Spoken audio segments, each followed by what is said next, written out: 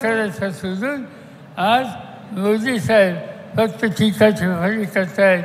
याचा अर्थ जे फळ त्यांच्याकडे आहे त्या फळाचा गरिमा, त्या फळाची प्रतिष्ठा ही घालून त्याच्या संबंधीचं काम आज त्यांच्याकडे होते.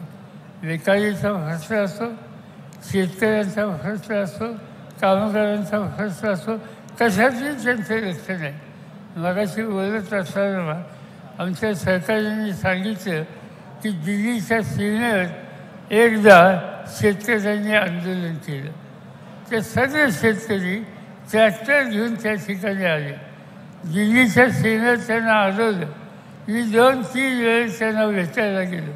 एक वर्षभर उन्हाचा, दिल्लीच्या थंडीचा, पावसाचा विचार न करता शेतकरीच्या ठिकाणी संघर्षाला बसलेला होता.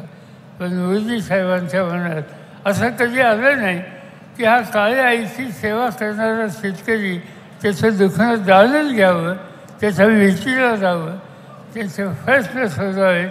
पण त्यासाठी ते झुंकूनसुद्धा बघितलेलं नाही. आणि त्यामुळे आज देशाची शेती अर्थव्यवस्था संकटात आहे. तुम्ही लोक कापसाचं पीक घेता. अनेकांच्या घरात मी पाहिलं की घरात अजूनही कापूस आहे. तुमच्यापैकी काही लोकांच्या घरात कदाचित कापूस असेल. आणि त्याचं महत्त्वाचं कारण त्याची किंमत रास्त मिळत नाही. तुम्ही केळीचं उत्पन्न घेता. माझी स्वतःची 4 एकर केळी आहे आणि मी बघितलं की आज मला माझ्या केळीला 7 रुपयाच्या खाली भाव मिळतो. 7 रुपयाच्या खाली. त्यामुळे केळीचं पीक फळत आहे, ऊसाची साखर होते, त्या साखरेचं निर्यातीचे बंधन, अन्य गोष्टी ज्या ज्या करायच्या त्या सगळ्यांच्या निर्यातीचे निंदा. शेतकऱ्याला 2 पैसे द्यायचे असतील तर उत्पादनाचा खर्च लक्षात घेऊन त्याच्या मालाची किंमत ठरली पाहिजे. आणि तेच करायचे असेल तर तो माल देशाचं विकूच, पण जगात पिकाचा अधिकार त्या शेतकऱ्याला असला पाहिजे.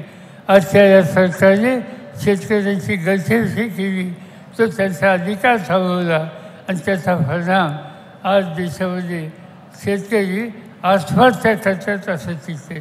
मला आठवतं आहे की ज्यावेळेला माझ्याकडे 10 वर्षाच्या पूर्वी शेती खात्याचं काम आलं आणि पहिल्या दिवशी माझ्याकडे एक माहिती आली की यवतमाळ जिल्ह्यामध्ये एका शेतकऱ्याने आत्महत्या केली. मी फार अस्वस्थ झालो. हा देश शेतीप्रधान देश म्हणून आम्ही अभिमानाने सांगतो. आणि त्या शेतीशी राहणारा जीव जीव आत्महत्या करतो. मी ठरवलं का आत्महत्या केली त्याच्या खोलात जाऊया. मी आलो दिल्लीवरनं, यवतमाळ जिल्ह्यात गेलो. ज्या घरातल्या शेतकऱ्यांनी आत्महत्या केली त्याच्या घरी गेलो. त्या ठिकाणी त्याची माऊली पदरानं डोळे पुसत होती. तिला विचारलं की घरात मुलं किती आहेत. तिने सांगितलं एक मुलगी आहे आणि तिचं लग्न झालं आहे आणि 2 धाकटी मुलं आहेत, ती शाळेत आहेत. तिला विचारलं तुझ्या नवऱ्याने आत्महत्या का केली.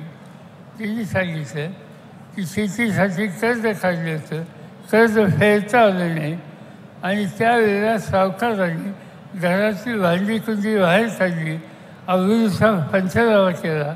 मुलीचं लग्न ठरलं होतं. ज्या माणसाची भांडी कुंडी बाहेर काढली जातात